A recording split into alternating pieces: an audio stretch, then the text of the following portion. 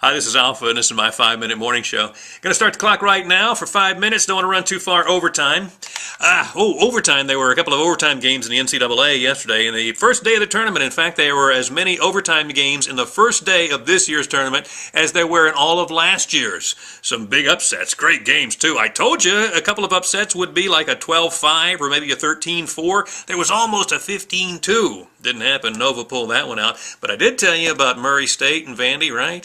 Didn't think about Ohio beating Georgetown. That was a 13-4, and that happened. Oh, well, I can't pick them all. I'm not a genius. I'm merely the vessel through which genius flows. A lot of upsets, a lot of overtime going on Capitol Hill this weekend, too. Boy, the action is fast and furious as the Democrats are trying to gather up enough support to pass this bill, their new health care bill. Latest numbers I'm just getting in is they are still 6 votes short on this thing, so it could be a very interesting and very entertaining couple of days here.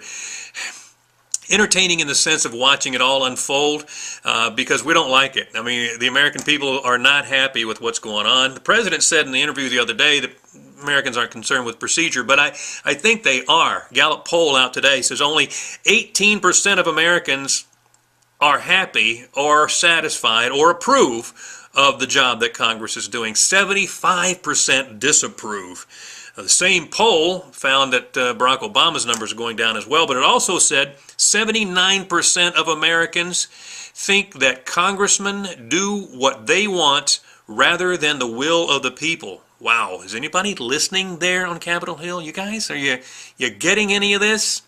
The latest version of the bill came out, and the Congressional Budget Office has scored it, and they determined it's going to cost about $940 billion. But they say it will return $138 billion to the federal government to reduce the deficit. You can believe those numbers if you want. My contention is this. We don't get any benefits from this for 3 years. Would you buy anything and start paying for it now and not get it for 3 years? Would you buy a car, for example? You start making monthly payments right now, and in 3 years, boy, you can get in that baby and drive it. Start making these house payments 3 years from now, get ready to move in, because it'll be almost all yours. You'll still be paying for another 30 years or so, as you will with this. I don't know that these numbers really reflect some of the things that are going on here, because I just got this. I don't know if you know this or not, but it's the IRS that's going to be enforcing this bill and its compliance. They've just hired 12,000 new agents to enforce this compliance. And on a story that's not in here but related, I saw this the other day, they also ordered a big shipment of law enforcement type shotguns. Why would the IRS need that? Oh, you know who else did it? The Department of Education. They ordered a bunch of shotguns. And unless they're going to be breaking up fights in the hall, I don't know why the Department of Education would need firepower, do you?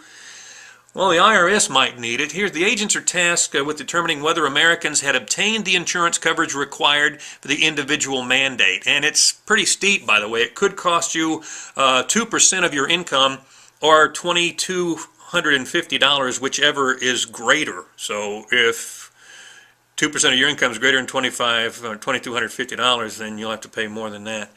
IRS would be empowered to confiscate tax refunds if necessary. Audits may increase as a result of the legislation's new requirements. The budget for IRS operation will balloon by $10 billion in the next decade in order to administrate the new program. I wonder if that's figured in the CBO's numbers. I'm not so sure. Nearly half of the new individual mandate taxes will be paid by Americans earning less than the 300% poverty rate of $66,000 for a family of 4. You get what that means? After all the promises that were made that nobody making under $250,000 would pay a dime more in taxes, well, according to this, if you're making $66,000 as a family of 4, you'll be paying increased taxes. Wow. I'm not sure how the breakdown will go. I know there are a lot of promises broken, a lot yet to be made.